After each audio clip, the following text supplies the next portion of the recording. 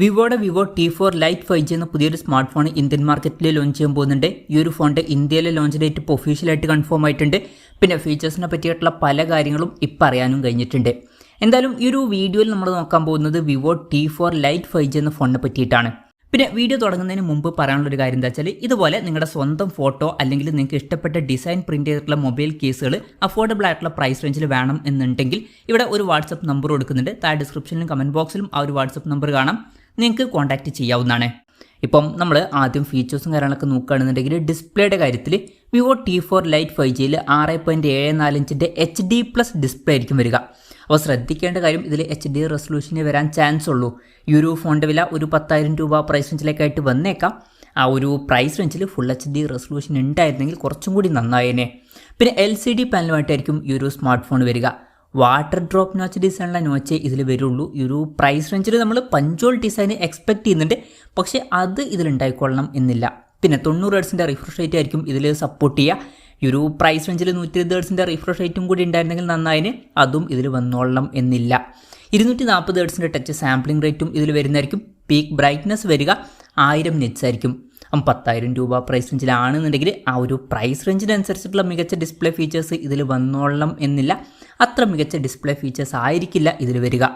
പിന്നെ side mounted finger print sensor ഇതിൽ വരുന്നതായിരിക്കും. IP64 റേറ്റിംഗ് ഇതിൽ സപ്പോർട്ട് ചെയ്യും. MIL STD 810Hൻ്റെ സർട്ടിഫിക്കേഷനൊക്കെ ഇതിൽ വരുന്നതായിരിക്കും. പിന്നെ SGSൻ്റെ 5 സ്റ്റാർ റെസിസ്റ്റൻസും കാര്യങ്ങളൊക്കെ ഇതിൽ വരുന്നതായിരിക്കും. അപ്പം അത്യാവശ്യം നല്ല ബിൽഡ് ക്വാളിറ്റിയും കാര്യങ്ങളൊക്കെ ഈ ഫോണിൽ വന്നേക്കാം.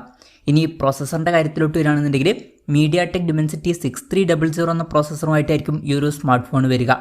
ഇത് ബേസിക് ആയിട്ടുള്ള ഒരു 5G പ്രോസസ്സറാണ്. 10,000 രൂപ പ്രൈസ് റേഞ്ചിലൊക്കെ ആണെന്നുണ്ടെങ്കിൽ ആ ഒരു പ്രൈസ് റേഞ്ചിന് പറ്റിയിട്ടുള്ള അത്യാവശ്യം നല്ലൊരു പ്രോസസ്സറൊക്കെ തന്നെയാണ് ഇത്. അപ്പം ആ ഒരു പ്രൈസ് റേഞ്ചിന് പറ്റിയിട്ടുള്ള അത്യാവശ്യം നല്ലൊരു പ്രോസസ്സർ ഇതിൽ വന്നേക്കാം. പിന്നെ 5G സപ്പോർട്ട് ഇതിൽ വരുന്നതായിരിക്കും. LPDDR4Xൻ്റെ റാമും UFS 2.2 സ്റ്റോറേജ് ടൈപ്പൊക്കെ ഈ ഫോണിൽ വരും. മെമ്മറി എക്സ്പാൻഡ് ചെയ്യണമെന്നുണ്ടെങ്കിൽ ഡെഡിക്കേറ്റഡ് മെമ്മറി കാർഡ് സ്ലോട്ട് ഈ ഫോണിൽ വരുന്നതായിരിക്കും. അതായത് 2 സിം യൂസ് ചെയ്യുമ്പോൾ തന്നെ ഒരു മെമ്മറി കാർഡ് നമുക്ക് സെപ്പറേറ്റ് ആയിട്ട് യൂസ് ചെയ്യാം. വെർച്വൽ റാം എന്നുള്ള ഫീച്ചറും ഇതിൽ വന്നേക്കാം. അതായത് എക്സ്ട്രാ റാം വേണ്ട സമയത്ത് ഇൻറ്റേർണൽ മെമ്മറിയിൽ നിന്ന് കുറച്ച് മെമ്മറി എടുത്തിട്ട് അത് റാം ആയിട്ട് യൂസ് ചെയ്യുന്നതായിരിക്കും. പിന്നെ സിംഗിൾ സ്പീക്കർ ഇതിൽ വരാൻ സാധ്യതയുള്ളൂ. 3.5mm ഓഡിയോ ജാക്ക് ഈ ഫോണിൽ വരുന്നതായിരിക്കും. Android 15 ബേസ് ആയിട്ടുള്ള സോഫ്റ്റ്വെയർ ആയിരിക്കും ഇതിൽ വരിക. ക്യാമറയുടെ കാര്യം പറയുകയാണെന്നുണ്ടെങ്കിൽ ഫോണിൻ്റെ പിന്നിൽ ഡ്യുവൽ ക്യാമറ സെറ്റപ്പ് ആയിരിക്കും വരിക. 50 മെഗാപിക്സലിൻ്റെ 1.8 അപ്പേഴ്സിൽ വരുന്ന മെയിൻ ക്യാമറ സെൻസർ ആയിരിക്കും ഇതിൽ വരിക. ഇത് സോണിയുടെ ഒരു സെൻസർ ആയിരിക്കും. പിന്നെ 2 മെഗാപിക്സലിൻ്റെ f2.4 അപ്പേഴ്സിൽ വരുന്ന ഒരു ഡെപ്ത് സെൻസറും ഇതിൽ വരുന്നതായിരിക്കും. അൾട്രാ വൈഡ് ആംഗിൾ ലെൻസ് ഒന്നും ഇതിൽ വന്നോളണം എന്നില്ല. പിന്നെ ഫ്രണ്ടിൽ 5 മെഗാപിക്സലിൻ്റെ f2.2 അപ്പേഴ്സിൽ വരുന്ന സെൽഫി ക്യാമറയും വരുന്നതായിരിക്കും. അപ്പോൾ തിരക്കേട്ടില്ലാത്തൊരു ക്യാമറ സ്പെസിഫിക്കേഷൻ ഇതിൽ വന്നേക്കാം എന്നേ ഉള്ളൂ. ബാറ്ററിയുടെ കാര്യത്തിൽ 6000 mAhൻ്റെ ബാറ്ററി ഇതിൽ വരുന്നതായിരിക്കും. അപ്പോൾ നല്ലൊരു ബാറ്ററി കപ്പാസിറ്റി ഈ ഫോണിൽ വരും. പക്ഷേ 15 വാട്ടിൻ്റെ ചാർജിങ് സ്പീഡ് ഇതിൽ വരുള്ളൂ. ഒരു 18 വാട്ടിൻ്റെ ചാർജിങ് സ്പീഡെങ്കിലും ഉണ്ടായിരുന്നെങ്കിൽ കുറച്ചും കൂടി നന്നായതിന്, ഒരു 10,000 രൂപ പ്രൈസ് റേഞ്ചിലൊക്കെ. പിന്നെ Type-C ചാർജിംഗ് പോർട്ടും ഇതിൽ വരുന്നതായിരിക്കും.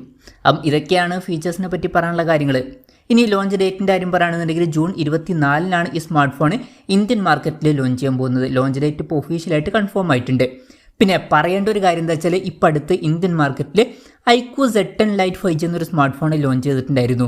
ഈ ഒരു വിവോ T4 ലൈറ്റ് 5G എന്ന ഫോൺ ആ ഫോണിൻ്റെ ഒരു റീബ്രാൻഡഡ് വെർഷൻ ആയിരിക്കും. അപ്പോൾ 2 ഫോണുകളിലും സെയിം ആയിട്ടുള്ള ഫീച്ചേഴ്സ് ആയിരിക്കും വരിക. ഇപ്പോൾ iQOOയുടെ ഫോൺ 10,000 രൂപ പ്രൈസ് റേഞ്ചിലായിട്ടാണ് ലോഞ്ച് ചെയ്തിട്ടുള്ളത്.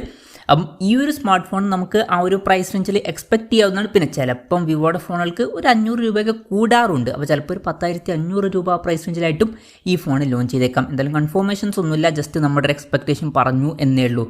എന്തായാലും 10,000 രൂപ പ്രൈസ് റേഞ്ചിലേക്കാണ് ഈ ഫോൺ ലോഞ്ച് ചെയ്യുന്നത് എന്നുണ്ടെങ്കിൽ ആ ഒരു പ്രൈസ് റേഞ്ചിൽ ഇത് അത്ര മികച്ചൊരു ഫോൺ ആയിരിക്കും എന്നൊന്നും പറയാൻ പറ്റില്ല. കാരണം കോമ്പറ്റീഷനിൽ മോട്ടോ G35 അതുപോലെ തന്നെ പോക്കോ M6+ 5G ഇതുപോലുള്ള ഫോണുകളൊക്കെ വരുന്നുണ്ട്.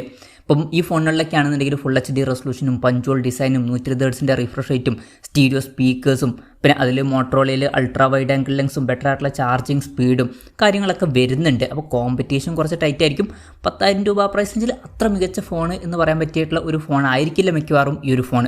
എന്തായാലും വിവോ T4 ലൈറ്റ് 5G എന്ന പുതിയൊരു സ്മാർട്ട് ഫോൺ ഇന്ത്യൻ മാർക്കറ്റിൽ ലോഞ്ച് ചെയ്യാൻ പോകുന്നുണ്ട്. ജൂൺ 24 ലോഞ്ച് ചെയ്യുന്നത്. ഈ ഒരു ഫോണിനെ പറ്റിയിട്ടുള്ള നിങ്ങളുടെ അഭിപ്രായം ജസ്റ്റ് ഒന്ന് കമൻറ്റ് ചെയ്യുക. അതുപോലെ തന്നെ ഈ ഒരു സ്മാർട്ട് ഫോൺ ഇന്ത്യൻ മാർക്കറ്റിൽ നിങ്ങൾ ഏത് പ്രൈസിങ്ങിലാണ് എക്സ്പെക്റ്റ് ചെയ്യുന്നത് എന്നുള്ള കാര്യം കൂടി ജസ്റ്റ് ഒന്ന് കമൻറ്റ് ചെയ്യുക.